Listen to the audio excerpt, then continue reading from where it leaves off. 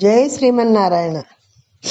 ఒక వృద్ధ స్త్రీని పిలిచి, నీళ్లు పోయమ్మా, నువ్వు పెద్ద ముత్తైదువి, నువ్వు ఎంతో మందిని కని పెంచావు, మనవాళ్ళు ముని మనవాళ్ళు మనవరాళ్ళని ఆవిడని పిలిచారు. ఆవిడ ఎంతో సంతోషంతో వచ్చిందనమాట. నందప్రభు ఇంట్లో లేక లేక పుట్టిన పిల్లవాడు యశోద కొడుకని ఆవిడంతా అనమాట వచ్చి ఎంతో ఆనందంతో నీళ్లు పోద్దామని ఆవిడ వచ్చింది. ఏం చేస్తోంది వచ్చి, పాపనికి నూనె దలయంటి పసుపు పూసి బోరు కాడించి హరిరక్ష పొమ్మటంచు జలములొక కొన్ని చుట్టిరా చల్లి తొట్లను నుంచి దీవించి పాడిరి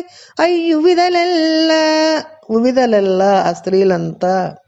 ఆ వృద్ధులైన స్త్రీలందరూ ఏం చేశారు, శ్రీకృష్ణుని ఒళ్ళో కూర్చోబెట్టుకొని మెడను సరిగ్గా నిలబెట్టి వాళ్ళంతా నూనె రాశారట. ఎందుకని నూనె రాస్తారంటే, ఈ కడుపులోంచి వచ్చాక చర్మం కొంత ఊడుతూ ఉంటుంది కదా, చర్మం అంతా ఊడి మంచి చర్మం రావాలి, ఇంకా సూక్ష్మక్రిములు కూడా బ్యాక్టీరియా కూడా రాకూడదని. అది పూర్వం రోజుల్లో ఈ పసుపు యాంటీబయాటిక్ అని ముందే తెలుసు అనమాట మన పెద్దవాళ్ళందరికీ. అందుకని ఈ పసుపు నలుగు పెట్టి చక్కగా రాశారట. హరిరక్ష అంటూ పైనుంచి నీళ్లు పోశారు. కాసిన నీళ్లు చేతిలో పోసుకొని శ్రీరామరక్ష వేళ్ళ యుద్ధయం వెళ్ళ ఐదో తన 3 పుట్ల మనవలు, 6 పుట్ల ముని మనవలు, 8 పుట్ల ఇనుమనుములు. అప్పటి వరకు నేను బ్రతికి ఉండి నీ పిల్లలందరిని చూసి నీ మనవలు ముని మనవల పెళ్ళిళ్ళన్నింటికి నేను వచ్చి నేను భోజనోరు వేసుకొని తిని వాళ్ళందరికీ నేను నీళ్లు పోయాలి కదా నాయన, అందుకని నువ్వు అంతా వర్ధిల్లాలని చెప్పేసి వాళ్ళు ఆశీర్వచనాలు చేశారట. ఆయన మీద పాటలు పాడారు. ఏం పాటలు పాడారు? పలుతోయంబుల జగముల పలుతోయములందు ఉంచి భాసిల్లెడియా పలుతోయగాడు వల్లవ లలనాకర తోయముల జలంగుచుదడియన్.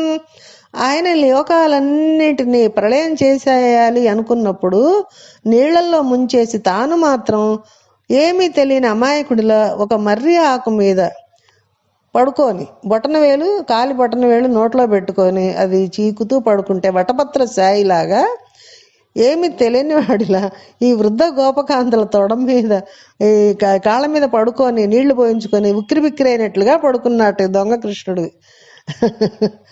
ఆయన అది ఏదో పాట గుర్తొస్తుంది నాకు ఇక్కడ. తెప్పగా మర్రకు మీద తేలాడువాడు అంటారు కదా అన్నమాచార్య. ఇంకా అన్నమాచార్య వారు అయితే మంచి పాట ఉంది, జోచ్యుతానంద జోజో ముకుంద దొంగ నీవని సతులు పొంగుచున్నారా ముంగిట నాడరా మోహనాకార అని ఆ పాట కూడా ఉంది కదా. ఆఖరికి ఆ పిల్లవాడిని తీసుకెళ్ళి చక్కగా తుడిచి ఈ స్నానం అంతా అయ్యి శ్రీరామరక్ష నూరేళ్ళ ఆయుష్ అని చెప్పేసి ఆ నీళ్లతోటి దిష్టి తీసి వాళ్ళంతా చక్కగా తుడిచి సాంబ్రాణి పొగ వేసేశారు. అందరూ కలిసి ఉయ్యాలు ఊపుతూ ఉన్నారట. ఆ ఉయ్యాలు ఊపే మాటలకి ఉయ్యాల్లో పడుకున్న వాళ్ళకి మెళుకు వస్తుంది కదా, మళ్ళీ పత్తికాయలా గుడ్లిప్పి చూస్తూ ఉంటారు పిల్లలు. ఆ తల్లి ఊపుతూ ఉంటుంది. ఆ తల్లి వచ్చి పడుకోండి ఇవ్వండి అమ్మ అంటుంది, మళ్ళీ ఉయ్యాలు ఊపుతూ ఉంటారు. అన్నమాచార్య ఇక్కడ పోతన గారు ఓ పద్యం చూడండి చక్కగా రాశారు. ఆయన తలుచుకొని మనం పరవశించాలి ఆ పద్యాలు అంతే. అట్లా స్వామి రాయించారు, ఎందుకంటే రామచంద్రమూర్తి రాయించిన పద్యాలు అవన్నీ ఆయనతోటి చేయించుకోవాలనుకున్నారు, చేయించారు. లేకపోతే ఎంత గొప్ప గొప్ప పద్యాలు. జో జో కమలదళే క్షణ జో జో మృగరాజ మధ్య జో జో కృష్ణ జో జో పల్లవ కరపద జో జో పూర్ణేందువదన జో జోయనుచున్ అని పోతన గారు చక్కగా జోజో అని రాశారు ఈ పద్యం. తామర పువ్వు రేకులు ఎలా ఉంటాయో జోజో కమల దళేక్షణ, తామర పువ్వు రేకులు ఎలా ఉంటాయో అట్లాంటి కన్నులున్నవాడా. జోజో మృగరాజ మధ్య, సింహం నడుము ఎలా ఉంటుందో అలాంటి నడుము ఉన్నవాడా. జోజో కృష్ణ జోజో పల్లవ కరపద, లేత మామిడి చిగుళ్ళు ఎలా ఉంటాయి అలాంటి పాదాలు ఉన్నవాడా. పూర్ణేందు వదన జోజో పూర్ణేందు వదన, పూర్ణ చంద్రుడు ఎలా ఉంటాడో అంత కాంతివంతంగా అంత అందంగా ఉన్నవాడా. జోజో పడుకో కృష్ణ అని ఉయ్యాలు ఊపుతూ ఉన్నారట. పోతన గారు రాసిన పద్యం ఎంత బాగుంది పద్యం. చక్కగా మనం పిల్లలకు కూడా పాడుకోవచ్చు. అయితే కృష్ణుడని వాళ్ళు ఎలా పిలిచారు మన అనుమానం వస్తుంది, పేరు పెట్టలేదు కదా. కృష్ణ శబ్దం అంటే నిరతిశయ ఆనంద స్వరూపం అని చెప్తూ ఉన్నారు. ఆయనను చూసేసరికి వారికి ఆనందం వచ్చింది. అందుకే అమ్మవారికి కూడా కృష్ణ, కృష్ణ అంటే నల్లనిది అని పేరు, ఆకర్షింపబడేదని కూడా పేరు. ద్రౌపదికి కూడా కృష్ణ అని ఒక పేరు ఉంది. ఆవిడ కూడా నల్లని సౌందర్యము. నలుపు అంటే గారు నలుపు కాదు, తామర పువ్వులు ఉంటాయి, నల్ల కలువలు ఉంటాయి. ఆ కలువలు చాలా అందంగా ఉంటాయి. ఆ నల్ల కలువలు, నల్లటి నీటితో నిండిన మబ్బు కూడా ఎంతో అందంగా ఉంటుంది. కారు మబ్బు కాదు, నీటితో నిండిన మబ్బు ఒక అందంగా ఉంటుంది. అది మనకు అన్నమాచార్యులు గారు కూడా ఆ పాటలో రాస్తారు. ఈసారి గుర్తొచ్చినప్పుడు చెబుతా, ఇప్పుడు గుర్తుకు రావట్లేదు. కృష్ణ లీలల్లో మునిగిపోయి ఉన్నాం ఆ కృష్ణ కథల్లో. ఆ పిల్లవాడిని ఉయ్యాల్లో పడుకోబెట్టుకొని గబా గబా ఊపుతూ ఉన్నట్ట. ఆయన మాత్రం పడుకోకుండా నవ్వు కళ్ళు తెరిచి చూస్తూ ఉన్నాడు. అంతసేపు నిద్రపోవటం లేదు. ఆయన ఎక్కడ నిద్రపోతాడు? ఆయన అన్ని లోకాలన్నీ పాలించేవాడు. ఆయనకి నిద్రపోవటం అలవాటు లేదు కదా. అందరు రావడం, జో అచ్యుతానంద జో జో ముకుంద అని వీపు కొడుతూ ఉన్నారు. చిచ్చు కొడతా అంటాం కదా, చిచ్చు కొట్టండి అంటారు పిల్లల్ని. ఆ వీపున తడుతూ ఉంటే ఆయనకు వీపు అంతా మంట పుడుతోందిట. ఇది ఎక్కడికి కూడా ఇట్లా కొట్టేస్తున్నారు, అసలు ఎందుకు కొడుతున్నారు అనే జోజో అనే మాటకు అర్థం ఏంటని ఆలోచించాడు స్వామి. అన్నమాచార్యులు వారు అప్పుడు పాడారు కదా జోచితానంద. ఓహో నిద్రపోమన్నారేమో అనుకొని నిద్రపోదామని నిద్ర నటించాట స్వామి. అన్నమాచార్యుల వారి కాలంలో అయితే ఇది రాసింది కాదులేండి, ఇది మనం ఒక సందర్భం కాబట్టి చెప్పుకుంటూ ఉన్నాం. ఆయన ఏం చేసేట స్వామి, లోకములు నిద్రపోవగా జోకొట్టుచు నిద్రవోని శుభగుడు రమణుల్ చోకొట్టి పాడ నిదురంగై కొను క్రియ నూరకుండే కనుదెరవకయున్. ఈ లోకంలో వాళ్ళకి నిద్రపోయే అలవాటు ఉంది కదా, నిద్రపోయే వాళ్ళని కూడా రక్షించడానికి కళ్ళు తెరుచుకొని ఉండడం నాకు అలవాటు. కళ్ళు మూసుకుంటే ఈ లోకంలో నిద్రపోయాడు అనుకుంటారు కదా.